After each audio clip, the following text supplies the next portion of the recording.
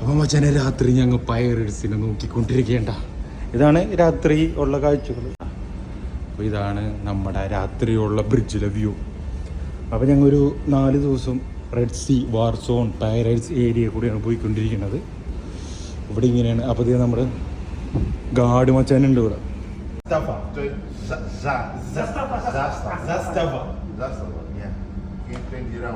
$20 rounds. Okay. And this made up of which country? This is Serbia. Serbian. So Serbian ഒരു റൈഫിലാണ് 20 rounds. But this type AK-47, the same. Same. But no AK-47. It's not AK-47. It's the same, but no AK-47. So guys, this is not AK-47. This is Azdafa. Type AK-47. Oh my God. And it is not loaded. No. Okay, I'll keep it. This is the 20 rounds thing. അല്ലേ 20 bullet ഒരുമിച്ച് പോയിട്ടില്ലേ. കുഴപ്പനാണ്, അടിപൊളി. പിന്നെ we have helmet, bulletproof helmet. And oh my God, this is very heavy. Jacket. What? Yeah. This Kevlar. Bulletproof. Okay. Super. Yeah. And I saw one video. One boat is coming with one bomb. Yeah. You was there? Yeah. You was there? Huh? Yeah. You was in the video? Yeah. Guys, you was in the video. Okay, I saw that was in the last year. Last year, July or June. July. And which area was that? No, Nigeria, here. It's here only. Yeah. And they come with the boat with the bomb. Yeah. And you shoot it in. I saw the video 5 times. Nice. Man here. Yeah, unmanned, no? Check. Looks like unmanned. Dummy. അപ്പോൾ മച്ചാനെ ഇതാണ് അയാൾ പറഞ്ഞ ഒരു scene. Same സ്ഥലത്ത് തന്നെ യമൻ്റെ അടുത്ത് തന്നെ ഇവരിങ്ങനെ കണ്ടെയ്നർ ഷിപ്പിൽ പോയിരുന്നു. അപ്പോൾ കഴിഞ്ഞ കൊല്ലം ഉണ്ടത്. കഴിഞ്ഞ കൊല്ലം സംഭവിച്ച വീഡിയോ ഞാനിത് ഇറങ്ങിയപ്പോൾ തന്നെ കണ്ടായിരുന്നു.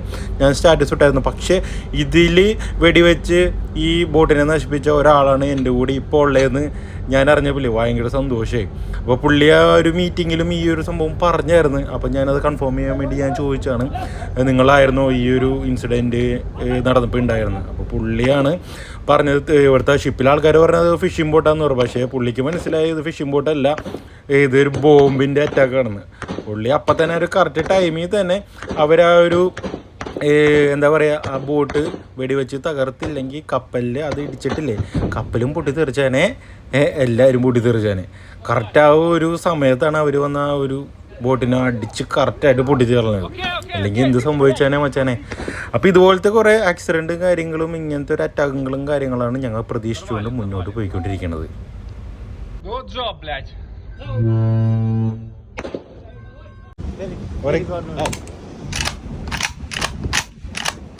അപ്പോൾ ഈ സംഭവം ഷൂട്ട് ചെയ്ത് ഫയർ ചെയ്യാനുള്ള ഒരു പെർമിഷൻ അവർക്കില്ല. അതിന് പ്രത്യേകിച്ച് ക്യാപ്റ്റൻ നമ്മുടെ എന്താ പറയുക കമ്പനിയിൽ മെയിൽ അയച്ചാൽ അവരിത് ഷൂട്ട് ചെയ്ത് കാണിക്കുള്ളൂ. അപ്പം നമ്മ ഇവിടെ പൈറസി വാച്ചിലാണ് ഞാനെല്ലാം വരി. അപ്പം മച്ചാനെ ഈ ഒരു സംഭവം വെച്ചിട്ട് ആടെ അവർ ഷൂട്ട് ചെയ്യണം 20 റൗണ്ട് പോകും. അപ്പം ഇങ്ങനത്തെ ഒരു എക്സ്പീരിയൻസ് ഞാൻ 2 കൊല്ലം മുമ്പ് ഇതുപോലെ ഞാൻ ഫോട്ടോ എടുത്തിട്ടുണ്ട്. ആ ഫോട്ടോ ഞാൻ അടി കൊടുക്കാം. പക്ഷെ ഞാനൊരു വ്ലോഗ് ചെയ്തിട്ടില്ല. വ്ലോഗ് ഞാൻ ആദ്യമായിട്ടാണ് ഈ ഒരു ഗണ്ണ് വെച്ചിട്ട് ഞാൻ ചെയ്യുന്നത്. സെർബിയയുടെ പ്രോഡക്റ്റാണ് മോനെ. ഞാനിത് മറ്റേ ഇതില്ലേ പബ്ജിയിലൊക്കെ കണ്ടിട്ടുള്ളൂ. സംഭവം ആദ്യമായിട്ടാണ് ഞാൻ ഈ സംഭവം കാണുന്നത്. ലൈവായിട്ട് കാണുന്നത്. സാധനം എൻ്റെ പിള്ളേർ ഒരു 4 കിലോ ഉണ്ടാവും കേട്ടോ. 4 കിലോ ഉള്ള ഒരു അടിപൊളി മുതലാണ് നമ്മുടെ കയ്യിൽ ഇരിക്കുന്നത്. നമ്മളൊക്കെ മെയിൻ ഏറ്റവും കൂടുതൽ പൈറസി ഏരിയ നടക്കണ ഒരു ഏരിയ കൂടിയാണ് നമ്മൾ ഈ പോയിക്കൊണ്ടിരിക്കുന്നത്. അപ്പോൾ മച്ചാനെ $900 സാധനമാണ് എൻ്റെ കയ്യിൽ ഇരിക്കുന്നത്. $900 എന്ന് പറയുമ്പോൾ നമ്മുടെ നാട്ടിലെ ഒരു 70-75,000 രൂപ വിലയുള്ള സാധനമാണ് ഈ ഒരു സാധനം കിട്ടുള്ളൂ. ഞാൻ വിചാരിച്ച് ലക്ഷങ്ങളാവുന്നത്. ലക്ഷങ്ങളൊന്നും ആവില്ല, പക്ഷെ നമുക്കിത് വാങ്ങാൻ പറ്റൂല. അതാണ് മെയിൻ സംഭവം. വേണ്ടാ നല്ല സെർബിയ മേഡ് ഇൻ സെർബിയാണത്. എൻ്റെ പേര് സസ്തഫ എന്ന് പറഞ്ഞാൽ നമ്മളെ സെർബിയൻ മെയ്ഡ് സാധനം 20 റൗണ്ട് ഓളപ്പ സാധനമാണ് കയ്യിലിരിക്കണ. അതേ ഓപ്പൺ സീല് ഞങ്ങൾ പൈറേറ്റ്സ് ഏരിയ കൂടി പോയിക്കൊണ്ടിരിക്കുകയാണ്. വെതർ മോശമാണ്, 4 ദിവസം കണ്ടിന്യൂസ് മാൻ. അപ്പൊ ഇങ്ങനത്തെ വീഡിയോസും കാര്യങ്ങളൊക്കെ ഫോളോ ചെയ്യാനും സപ്പോർട്ട് ചെയ്യാനും മറക്കരുത്. ഇതെങ്ങനെയാണ്? ഇതാണ് റെഡ് സി, ഇത് ഗൾഫ് ഓഫ് ഏഡൻ, ഇവിടെയാണ് യമനിയൻ കോസ്റ്റ്. ഈ ഒരു ബാബൽ മണ്ടേം എന്നാണ് ഇവിടുത്തെ ഒരു ഇതിൻ്റെ പറയുന്നത്. ഇത് ഈ ഒരു TSS ട്രാഫിക് സെപ്പറേഷൻ സ്കീംസ് ബാബൽ മണ്ടേമാണ്. ഇവിടെ വെച്ചാണ് മെയിൻലി ഈ ഹൗത്തീസിൻ്റെ അറ്റാക്സും കാര്യങ്ങളൊക്കെ നടക്കുന്നത്. ഇവിടം തൊട്ട് ഇങ്ങനെ ഈ യമൻ്റെ ബോർഡർ മുഴുവൻ വാർ റിസ്ക് ഏരിയ എന്നാണ് പറയപ്പെടുന്നത്. ഹൈ റിസ്ക് ഏരിയ കൂടെ നമ്മൾ പോകുന്നത്, ഇത് വാർ റിസ്ക് ഏരിയ എന്നാണ് ഇപ്പോൾ പറയപ്പെടുന്നത്. കാരണം because of this war that is happening. അങ്ങനെ ഓക്കെ. ഇവിടുന്ന് ഇനി ഒരു ഇവിടം വരെ ലൈക്ക് ഇത് നമ്മളിപ്പോൾ എവിടെയാണ്? നമ്മളിത് ഇവിടെ ഇറങ്ങിക്കൊണ്ടിരിക്കുന്നത് ഈ ഒരു ഡോട്ടല്ലേ, ബ്ലാക്ക് ഡോട്ട്, അതാണ് നമ്മൾ. ഇവിടെ നിന്ന് ഇനിയിപ്പോൾ വന്ന് നമ്മൾ ഇവിടെ, അതായത് ഒരു ഇത് ഇവിടം വരെ എത്തുന്നിടം വരെ HR ഏരിയ ആണ്. ഇതിപ്പോൾ ഒരു സ്പെഷ്യൽ റൂട്ട് IMO അഡോപ്റ്റ് ചെയ്തിട്ടേക്കുന്നതാണ്. IRTC എന്ന് പറയും, അതായത് ഇൻ്റർനാഷണലി റെക്കമെൻഡഡ് ട്രാൻസിറ്റ് കൊറിഡോർ. അതിനകത്ത് കൂടെ പോകുമ്പോൾ എന്താണെന്ന് വെച്ച് കഴിഞ്ഞാൽ ഇവിടെ ഇവരൊക്കെ ഉണ്ട്, like what you say armed ഗാർഡ്സും അവരുടെ നേവി വെസൽസും ഒക്കെ. ഈ ഏരിയയിൽ നേവി വെസൽസും ആർമി വെസൽസും ഒക്കെ ഉള്ളതുകൊണ്ട് കുറച്ചും കൂടെ നമുക്ക് പ്രൊട്ടക്ഷൻ കിട്ടും. എപ്പോഴാണെങ്കിലും എന്തെങ്കിലും ഒരു പ്രശ്നം ഉണ്ടാവണം, ഇന്ത്യൻ നേവി ഒക്കെ ഇതിലെ കൂടെ പട്രോൾ ചെയ്യുന്ന ഒരു ഏരിയ ആണ്. അതാണിപ്പം ഈ ഒരു ഏരിയയിൽ അറ്റാക്ക് നടക്കത്തില്ല മാക്സിമം. അവർ അറ്റാക്ക് നടന്നാൽ അവർ രക്ഷിക്കാൻ വരും. നമുക്കൊരു ആംഡ് ഗാർഡ്സിൽ ഇവിടെയും വരെ ഉള്ളൂ സംഭവം, ഇവിടം വരെ ഉള്ളൂ HR ഏരിയ. അതല്ല ഈ ആൾക്കാർ ആംഡ് ഗാർഡ്സ് ഒക്കെ മീൻസ് നേവിയാണ്. നേവിക്കാരുടെ സപ്പോർട്ട് എവിടെയും വരെ ഉണ്ട്. ഇവിടെ എല്ലായിടത്തും നേവിക്കാരുണ്ട്. പക്ഷേ ഈ ഒരു ഏരിയയിൽ എല്ലാ രാജ്യക്കാരുടെയും നേവീസ് ഇങ്ങനെ നടത്തുന്നുണ്ട്. അതുകൊണ്ട് അത് ബെറ്റർ ആയിട്ടായിരിക്കും. ഓക്കെ. പിന്നെ ഇവിടെ നിന്ന് ഇറങ്ങി കഴിഞ്ഞാൽ പിന്നെ നമ്മുടെ സാധാരണ റൊട്ടീൻ. പക്ഷേ അതിനകത്തും അറ്റാക്സ് നടക്കും, ബട്ട് മാക്സിമം അറ്റാക്സ് ഇവിടെയാണ് നടക്കുക. ഇതാണ് നമ്മുടെ സെക്കൻഡ് ഓഫീസർ. പേരാണ് അഖിൽ. എവിടെ വീട്? തൊടുപുഴക്കാരനാണ്. അപ്പോൾ നമുക്ക് എല്ലാ എക്സ്പീരിയൻ ചെയ്ത് തന്നിട്ടുണ്ട്.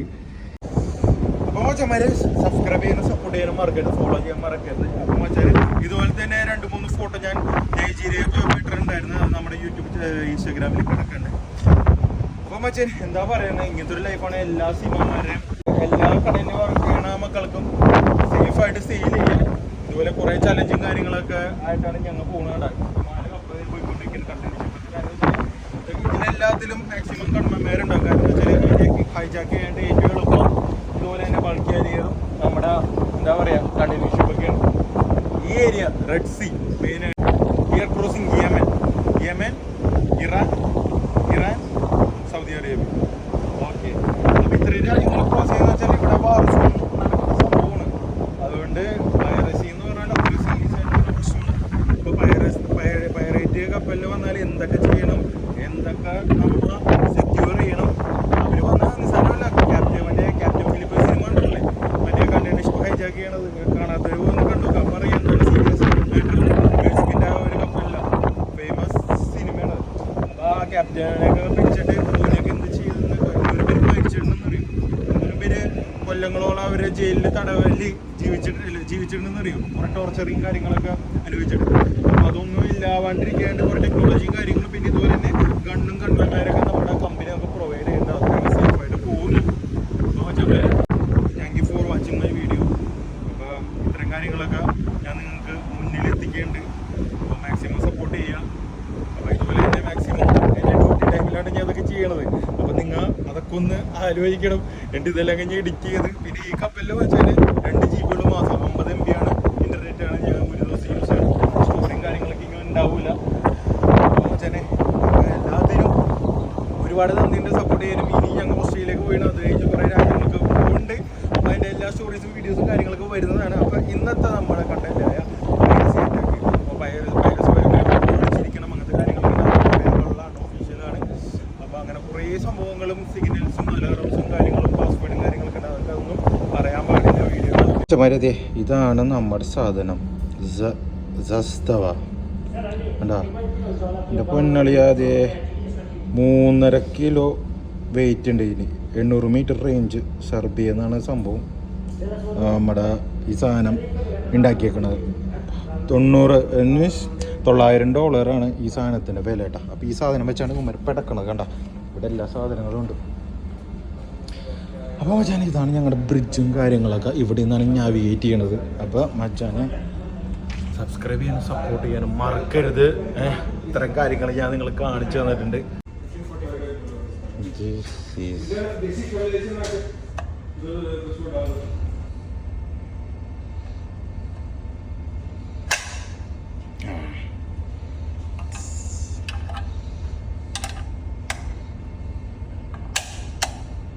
Yeah.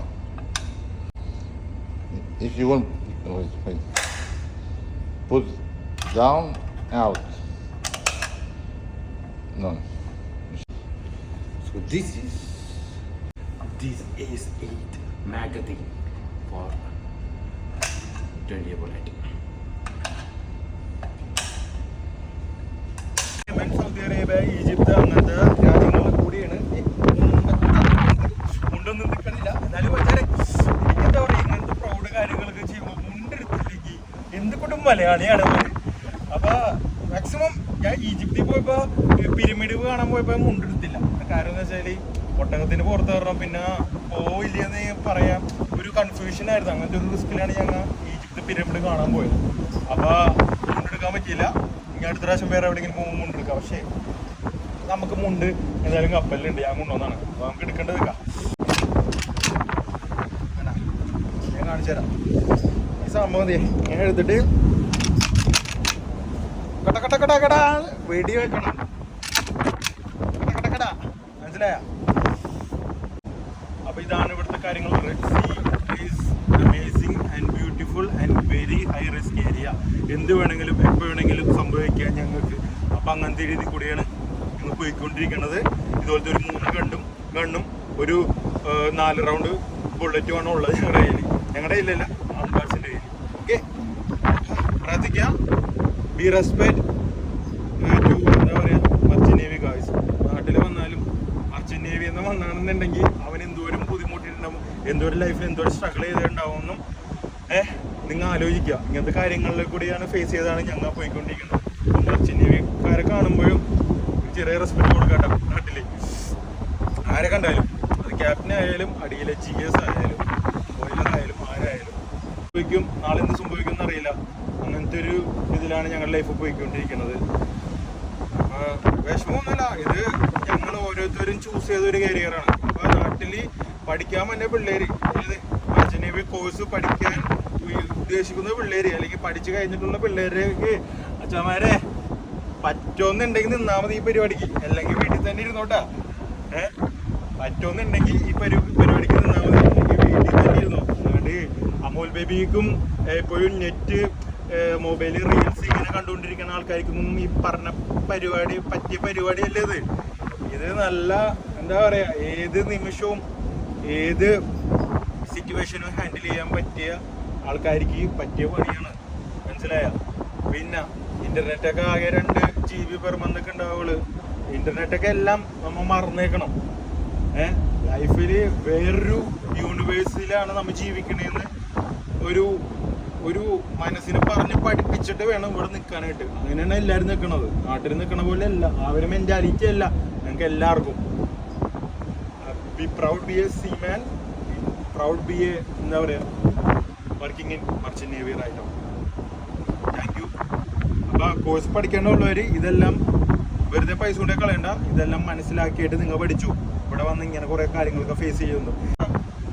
റിയൽ എമർജൻസി ആക്ഷനൊക്കെ വന്നു കഴിഞ്ഞാൽ മോനെ ഇവിടെ കിടന്ന് മെഴുകും എല്ലാവരും. എന്താണ് ചെയ്യേണ്ടത്, എങ്ങാട് ഓടണം, ബോംബ് പൊട്ടി തെറിച്ച് മറിഞ്ഞ് വീണും കിട്ടി എങ്ങാട് ഓടണം എന്നൊക്കെ ആർക്കെങ്കിലും അറിയോ? എന്തൊക്കെയൊക്കെ എമർജൻസി വന്നാൽ ഭാഗ്യത്തിന് വീട്ടിലിരിക്കുന്ന ആൾക്കാരുടെ, എന്നെ ഇഷ്ടപ്പെടുന്ന എന്നെ ലവ് ചെയ്യുന്ന ആൾക്കാരുടെ പ്രാർത്ഥന കൊണ്ട് മാത്രമാണ് ഇങ്ങനെ ഒരു പ്രശ്നങ്ങളൊന്നും ഇല്ലാണ്ട് ഞാൻ സെയിൽ ചെയ്ത് ഞങ്ങളെല്ലാവരും സെയിൽ ചെയ്ത് പോണത്. അപ്പോൾ താങ്ക് യു. അപ്പോൾ മച്ചാനെ ഈ ഒരു ബോട്ടിൻ്റെ ഇൻസിഡൻറ്റ് നിങ്ങൾ കണ്ടില്ലേ? ഈ ഒരു സെയിം സംഭവം ആ ഒരു ബോട്ടിനെ തകർത്തൊരു പുള്ളിയാണ് എൻ്റെ കൂടെ ഉണ്ടായിരുന്നത്. അതായിരുന്നു ഇവിടുത്തെ കമാൻഡർ ലീഡർ. അപ്പോൾ പുള്ളിയുടെ ഫേസും കാര്യങ്ങളൊക്കെ എനിക്ക് റിവീൽ ചെയ്യാൻ പറ്റില്ല, പുള്ളിയുടെ പേരും കാര്യങ്ങളും എവിടെ നിന്നാന്നൊക്കെ. അപ്പം ഞങ്ങളും അവരും ആ ഒരു സെയിം ഏരിയയിൽ കൂടെയാണ് പോയിക്കൊണ്ടിരിക്കുന്നത്. അപ്പോൾ മച്ചാനെ ഈ ബോംബ് അറ്റാക്ക്, പൈററ്റ്സ് അറ്റാക്ക് എന്ന് പറഞ്ഞാൽ 2 രീതിയിൽ വരാം. ഒന്ന് വാറ് വഴി, ഇപ്പം ഏത് രാജ്യത്താണ് ശത്രുത ഉള്ളത് ആ രാജ്യത്തെ കപ്പൽ അതിൽ കൂടി പോകുമ്പോൾ ഡ്രോൺ വെച്ച അല്ലെങ്കിൽ ഇതുപോലെ തന്നെ ആളില്ലാത്ത റിമോട്ട് കൺട്രോളുള്ള ഒരു ബോട്ട് വെച്ച ആ ഒരു ഷിപ്പിനെ കൊണ്ട് ഇടിപ്പിച്ചിട്ട് ഫുള്ള് നശിപ്പിച്ച് കളയുക. അതൊരു വാർ, ഒരു എന്താ പറയുക, ഒരു ടെററിസ്റ്റ് അറ്റാക്ക്. അതും നമ്മ മുന്നിൽ കണ്ടിട്ട് വേണം ആ ഒരു യമൻ ആ ഒരു ഏരിയ കൂടിയൊക്കെ പോകാനായിട്ട്. അപ്പം ഞങ്ങൾ വാർ സോണിലുമാണ്, പൈറേറ്റ്സ് ഏരിയയിലുമാണ്. രണ്ടുപേരെയും ഞങ്ങൾ സൂക്ഷിക്കണം, മനസ്സിലായ? അപ്പം മച്ചാനെ ആ ഒരു പുള്ളി ആ ഒരു ഞാനായിരുന്നു ആ ഒരു ബോട്ടിനെ തകർത്തതെന്ന് പുള്ളി സിമ്പിളായിട്ട് പറഞ്ഞപ്പില്ലേ നമുക്ക് രോമാഞ്ചം വന്നു. എന്താ കാര്യം എന്ന് വെച്ചാൽ ഈ ഒരു വീഡിയോ ഒക്കെ നമ്മൾ കഴിഞ്ഞ കൊല്ലം കണ്ടപ്പോൾ എൻ്റെ പൊന്നോ ആ ഷിപ്പിലെ ആൾക്കാരുടെ അവസ്ഥയും അവർ വെടിവെച്ചിട്ട ആൾക്കാരെ ആ ഒരു ധൈര്യവും കാര്യങ്ങളൊക്കെ ഞാനും എൻ്റെ ഫ്രണ്ട്സൊക്കെ പറഞ്ഞായിരുന്നു. പക്ഷെ ആ സെയിം ആളുടെ കൂടെ എനിക്ക് ഒരു ഷിപ്പിൽ ഇതുപോലെ തന്നെ സെയിൽ ചെയ്യാൻ പറ്റിയതിൽ ഭയങ്കര പ്രൗഡായിട്ട് സന്തോഷമായിട്ട് തോന്നുന്നുണ്ട്. അപ്പം ഞാൻ ആദ്യം ഇതുപോലെ തന്നെ ഈ ഒരു വാർ സോൺ ഈ ഒരു പൈറേറ്റ്സ് ഏരിയയിൽ 2020-ലും 2021-ലൊക്കെ ആയിട്ട് പോയപ്പോൾ ശ്രീലങ്കൻ പൈറേറ്റ്സ് ഗാർഡും പിന്നെ നൈജീരിയയിൽ പോയപ്പോൾ നൈജീരിയയിലുള്ള ഗാർഡ്സും ഞങ്ങളുടെ കൂടെ ഉണ്ടായിരുന്നു. അന്ന് ഇതുപോലെ തന്നെ വ്ളോഗും കാര്യങ്ങളും ഞാൻ ചെയ്യേണ്ടായിരുന്നില്ല. അപ്പോൾ അന്ന് കുറച്ച് ഫോട്ടോസും കാര്യങ്ങളും എടുത്തിട്ടുണ്ടായി. അത് ഞാനിപ്പോൾ ഇവിടെ കൊടുക്കാം, ഇൻസ്റ്റാഗ്രാമിലുണ്ട്, നിങ്ങൾ അത് ചെക്ക് ചെയ്താൽ മതി. ഇൻസ്റ്റാഗ്രാമിൽ ലിങ്ക് ഞാൻ അടിയിൽ കൊടുക്കാം. അപ്പോൾ അന്ന് നൈജീരിയയിലെ ആൾക്കാരുടെ ഒരു ഗണ്ണും കാര്യങ്ങളൊക്കെ ഞാൻ നിങ്ങൾക്ക് കാണിച്ചു തരാം. AK-47 ആയിട്ടാണ് ശ്രീലങ്കയിൽ നിന്നാണ് ശ്രീലങ്കൻ ഗാർഡ്സ് അന്ന് ഷിപ്പിൽ കയറി ഞങ്ങളുടെ സുസ് കനാൽ വരെയും ക്രോസ് ചെയ്യിപ്പിച്ചത്. നൈജീരിയയിൽ പോയപ്പോൾ നൈജീരിയയിൽ ഞങ്ങളുടെ പോർട്ടിലും ഉണ്ടായിരുന്നു, ആങ്കറിലും ഉണ്ടായിരുന്നു. അവരൊരു 10-20 ദിവസം ഉണ്ടായിരുന്നു. അപ്പോൾ ഇതുപോലത്തെ അടിപൊളി വീഡിയോസ് ഇനിയും വരാനുണ്ട് നമ്മുടെ ചാനലിലും ഇൻസ്റ്റാഗ്രാമിലൊക്കെ. അപ്പോൾ ഇൻസ്റ്റാഗ്രാമും യൂട്യൂബും സബ്സ്ക്രൈബ് ചെയ്യാനും സപ്പോർട്ട് ചെയ്യാനും മറക്കരുത്. അപ്പോൾ കപ്പലിൽ വളരെ ലിമിറ്റഡ് 4 GB മാസം ഉള്ളട്ടെ ഞങ്ങൾക്ക്. അപ്പോൾ അപ്ലോഡ് ചെയ്യാനൊന്നും പറ്റില്ല. ഏതെങ്കിലും ഒരു രാജ്യം കരയിൽ വരാൻ നിൽക്കുക, ഞങ്ങൾ സിം എടുത്തിട്ട് അത് റീചാർജ് ചെയ്തിട്ട് വീഡിയോസൊക്കെ അപ്ലോഡ് ചെയ്യാനുണ്ട്. അപ്പോൾ സെയിലിങ്ങിൽ ഫുള്ള് എഡിറ്റ് ചെയ്ത് വെക്കും. പോർട്ടിലെത്തുമ്പോൾ ഞങ്ങൾ അപ്ലോഡ് ചെയ്യാനാണ് പതിവ്. നിങ്ങളുടെ സപ്പോർട്ടും സബ്സ്ക്രൈബും കൂടെ എപ്പോഴും വേണം. അപ്പോൾ മച്ചാൻ ഇത്രയും റിസ്ക്കും കാര്യങ്ങളൊക്കെ എടുത്താണ് ഞങ്ങൾ കടലിൽ കൂടി പോയിക്കൊണ്ടിരിക്കുന്നത്, നിസ്സാര കാര്യമല്ല. അപ്പോൾ ഇതുപോലെ ഇത് ഞാൻ 3ാമത്തെ പ്രാവശ്യമാണ് പൈറേറ്റ്സ് ഏരിയ കൂടി പോയത്. അപ്പോൾ കുറേ ഗണ്ണും കാര്യങ്ങളൊക്കെ പിടിക്കാനും അതെങ്ങനെ യൂസ് ചെയ്യേണ്ടത് അതിനെക്കുറിച്ച് അറിയാനും കുറേ അറിവുകളൊക്കെ കിട്ടിയായിരുന്നു, കുറേ എക്സ്പീരിയൻസ് കിട്ടിയായിരുന്നു. പിന്നെ കുറേ ഗൺമാന്മാരോട് സംസാരിച്ചിട്ട് അവരുടെ പൈറേറ്റ്സിൻ്റെ ഒരു എക്സ്പീരിയൻസും കാര്യങ്ങളൊക്കെ അറിഞ്ഞായിരുന്നു. ഏറ്റവും കൂടുതൽ ഞങ്ങൾ പേടിച്ചത് നൈജീരിയയിൽ പോയപ്പോഴാണ്. ആ ആൾക്കാർ തന്നെ ഗൺമാന്മാർ തന്നെ പൈറേറ്റ്സ് ആണെന്നാണ് ഫോട്ടോ കണ്ടിട്ട് ആൾക്കാർ ഞങ്ങളോട് ചോദിച്ചത്. എന്നുവെച്ചാൽ അവരുടെ രാജ്യത്ത് തന്നെ പൈറേറ്റ്സ് ഉണ്ട്, അവരുടെ രാജ്യത്തുള്ള ഗൺമാന്മാരാണ് ഞങ്ങളുടെ കൂടെ ഉള്ളത്, ഗവൺമെൻറ് വിട്ടേക്കാണ്. ഇത് കാര്യം എന്ന് വെച്ചാൽ അവരുടെ രാജ്യമേ ശരിയല്ല, പക്ഷെ ഞങ്ങൾക്ക് അവിടെ പോയി ലോഡിങ് ഡിസ്ചാർജ് ചെയ്തേ പറ്റുള്ളൂ, അത് ഞങ്ങളുടെ റെസ്പോൺസിബിലിറ്റിയാണ്. അപ്പോൾ അവർ ഇവിടെ വന്നായിരുന്നു, അവർ കൂളായിട്ട് നിന്ന്, വേറെ കുഴപ്പങ്ങളൊന്നും ഉണ്ടായിരുന്നില്ല. പക്ഷേ എന്തെങ്കിലും പറ്റിപ്പോയാൽ ഇപ്പോൾ പൈറേറ്റ്സ് കപ്പലിൽ വന്നാൽ അവരെയാണ് ആദ്യം കൊല്ലുള്ളൂ, അത് കഴിഞ്ഞിട്ടേ ഞങ്ങളുടെ കയ്യിൽ വരുള്ളൂ. അപ്പോൾ എന്നുവെച്ചാൽ അവരെ കൊന്നിട്ടേ ഞങ്ങളുടെ അടുത്ത് വരുള്ളൂ അവർ, അല്ലെങ്കിൽ ഈ റിസ്ക് അല്ലേ. അപ്പോൾ അത്രയും റിസ്ക് എടുത്ത പരിപാടിയാണ് ഈ ഒരു ഗൺമാന്മാർ ചെയ്യണത്. അപ്പോൾ ഈ ഗൺമാന്മാരെ കൊന്നിട്ടേ പൈറേറ്റ്സ് ഞങ്ങളെ അറ്റാക്ക് ചെയ്യുള്ളൂ. അപ്പോൾ അത്രയും റിസ്ക് എടുത്ത ഒരു പരിപാടിയാണ് ഈ ഗൺമാന്മാർ ചെയ്യണത്, ആം ഗാർഡ്സ് ഓൺ ബോർഡ് ചെയ്യണത്. അപ്പോൾ അവരുടെയും ഫാമിലിയും എന്താണല്ലേ, ഇതൊക്കെ ഇതാണ് ലൈഫ്. അപ്പോൾ മച്ചാനെ ഇതുപോലെ ഒരുപാട് വീഡിയോസ് ഇനി വരാനുണ്ട്. അപ്പോൾ സബ്സ്ക്രൈബ് ചെയ്യാനും സപ്പോർട്ട് ചെയ്യാനും മറക്കരുത്. ഇതൊക്കെ ഷെയർ ചെയ്ത് കൊടുക്കുക. മർച്ചന്റ് നേവി കോഴ്സ് പഠിക്കാൻ പോണത് അല്ലെങ്കിൽ പഠിച്ചിറങ്ങിയ പിള്ളേർക്ക് ഇതൊക്കെ ഷെയർ ചെയ്ത് കൊടുക്കുക. മച്ചാനെ ഇതൊക്കെയാണ് ഇവിടെ നടക്കുന്നത്. ആലോചിച്ചിട്ട് ഈ ഒരു കരിയർ സെലക്ട് ചെയ്യുക, എന്തും എപ്പോൾ വേണമെങ്കിലും സംഭവിക്കാം. ഇപ്പം പൈറേറ്റ്സ് ഞങ്ങളെ പിടിച്ചാൽ എന്തായിരിക്കും സംഭവിക്കണത് എന്താണെന്നറിയോ? ഇവര് ഞങ്ങളെയും ഞങ്ങളുടെ കപ്പലിനെയും കൊണ്ടുപോകും, അവരുടെ രാജ്യത്ത് കൊണ്ടുപോകും. എന്നിട്ട് മില്യൺസ് ഓഫ് ഡോളേഴ്സ് ചോദിക്കും കമ്പനിയോട്. എന്താ കാര്യം എന്ന് വെച്ചാൽ അത്രയും $1 മില്യൺ കാർഗോ ആയിരിക്കും ഇതിലുള്ളത്, കപ്പലിലും. പിന്നെ അതിൽ കൂടുതലും ഞങ്ങളുടെ ജീവനും അവരുടെ കയ്യിലാണ്. അപ്പൊ ഇത്രയും പൈസ തന്നില്ലെങ്കിൽ ഞങ്ങളെയും കൊന്നുകളയും, കപ്പലും അവരെടുക്കും, കപ്പൽ വിറ്റുകളയെന്ന് പറയും. അപ്പൊ നല്ല കോടി കണക്കിന് പൈസ ആയിരിക്കും, ഡോളേഴ്സ് ആയിരിക്കും അവർ ചോദിക്കുന്നത്. അത് കൊടുക്കേണ്ടി വരും.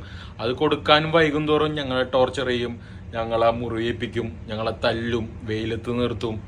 എന്തോരം പേര് അങ്ങനെ മരിച്ചിട്ടുണ്ടെന്ന് പറയും ടോർച്ചർ അനുഭവിച്ച്. അങ്ങനെയൊക്കെ കുറേ യൂട്യൂബിൽ കുറേ വീഡിയോസ് ഉണ്ട്. അപ്പം അവര് ആദ്യത്തെ ആഴ്ചയൊന്നും ചെയ്യൂല, പിന്നെ പൈസ വരാൻ വൈകും തോറും അവർ ടോർച്ചർ ചെയ്തുകൊണ്ടേയിരിക്കും. ഇതുപോലെ തന്നെ കുറേ മലയാളീസ് എന്തോരം പേര് പെടണമെന്നറിയോ. അതുകൊണ്ടൊക്കെ തന്നെയാണ് ഈ ഏരിയ കൂടി പോകുമ്പോൾ ഇപ്പോഴും ഗൺമാന്മാർ തരുന്നത്. പണ്ടൊക്കെ ഒന്നും തന്നിരുന്നില്ല കേട്ടാ, നമ്മ തന്നെ നോക്കണം.